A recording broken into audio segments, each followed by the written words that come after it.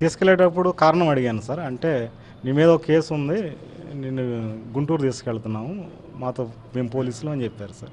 అని చెప్పి తీసుకెళ్ళారు సార్. కారణం ఏంటి సార్ అంటే, నేను ఇక్కడ ఏం చెప్పము, అక్కడికి వెళ్ళిన తర్వాత చూపిస్తానులే నీకు అని చెప్పి అన్నారు సార్. అక్కడికి 9:30, 10 గంటలు అక్కడ తీసుకెళ్ళినప్పుడు ఒక అసెంబ్లీని నువ్వేదో కించపరుస్తున్నట్టుగా ఒక పోస్ట్ చేసావు అని చెప్పి దానికి సంబంధించి వివరాలు అడిగారు సార్. నేను దానికి వివరణ ఇచ్చాను సార్. అది అసెంబ్లీని కించపరచడం నా ఉద్దేశం కాదు సార్. పెద్దల సభ అంటే అదొక పెద్దల సినిమా లాంటిది అని చెప్పి లోకేష్ భావిస్తున్నారు సార్. అందుకోసం ఆయన పెద్దల సభకి వెళ్తానంటున్నారు. నా ఉద్దేశం అదే, కానీ పెద్దల సభను కించపరచడం నా ఉద్దేశం కాదు సార్ అని చెప్పి నేను వివరణ ఇచ్చాను సార్.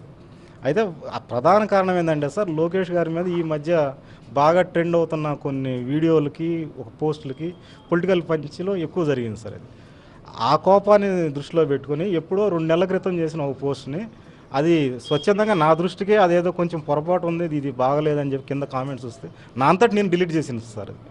డిలీట్ చేసి కూడా 2 నెలల పైన అయింది.